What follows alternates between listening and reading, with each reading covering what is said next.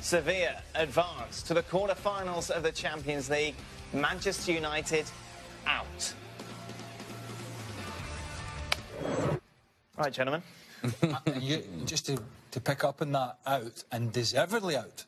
Deservedly out. I mean, over the two legs, they were as dull as dishwater. I mean, they were garbage.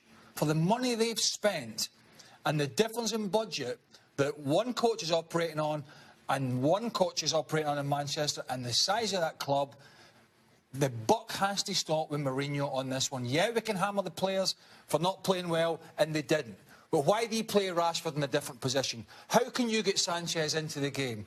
Why the hell does Fellaini play before a troubled Paul Pogba, but Scott McTominay, who's done really well for him, and yet Fellaini comes in the last 16 of the Champions League at home to Sevilla for what?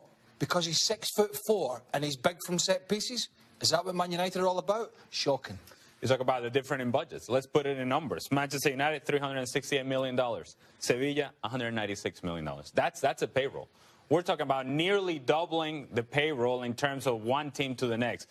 We're talking about a Sevilla team, they're fifth in La Liga. And when we say fifth, you say, well, maybe they're competitive. They're fifth. They're 11 points behind fourth place. So there's no chance that Manchester United should have an issue with Sevilla at home. But Manchester United had an issue with Sevilla away from home, at home. Sevilla were better than Manchester United over the two legs. They dominated the first leg. It was David De Gea that had to come up with saves. And Manchester United at home, they did exactly what they have done throughout the course of the season. All of a sudden, you're going to defend Sevilla. Why don't you go and press them? Why don't you go and test them? Why don't you go and have your attacking players go and see whether you can get after this team and score the goals and win the way that you should win? This was embarrassing and inexcusable. I think you got to look at Mourinho. Yeah. Listen, it seems to be quite clear that when Mourinho is the so-called underdog or his team's up against it, he can stick a team out that can sit behind the ball and get in good defensive positions and then break.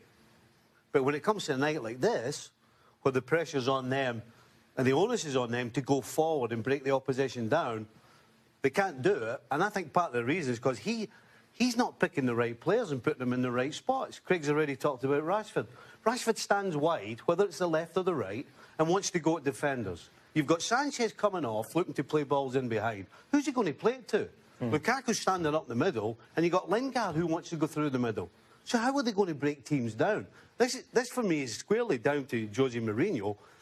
Wrong tactics and the wrong team. I hate to bring Man City into it, but I'm going to. All right. They must be... I mean, Ed Woodward must be thinking, what did I sign on Alexis? How much did I sign Alexis? What am I paying him? Because Man City must be looking, and others, or particularly Man City, that was the jostle between the two, thinking, well, we've dodged a bullet here. Because either Sanchez is not going to be able to do it, or the blame is lying totally at the coach. It's one or t'other. You know what I mean? So there has to be an answer there somewhere. So City must be looking, thinking, well, we've got enough good players. He's signed and he's available for the Champions League. And that doesn't make a difference. I mean, if United go, we know they're not going to win this competition, right? You know, and neither will Spurs. You know, Man City are the team that might win it. Liverpool are in a similar boat. They're probably going to go out at some point. But if you go out the competition to Bayern Munich, or Real Madrid, or PSG, or Barca, listen, and you get outplayed, listen, we know that's the way Mourinho does it. And if he gets battered by a bigger team, you might have to accept that. But as Ali pointed out, this is not a strong Sevilla team in their recent history. Yeah. This is not a strong Sevilla team. This Man United side, and the boys have touched on it a lot in the last couple of weeks in particular, they are abysmal to watch, and they played abysmally tonight.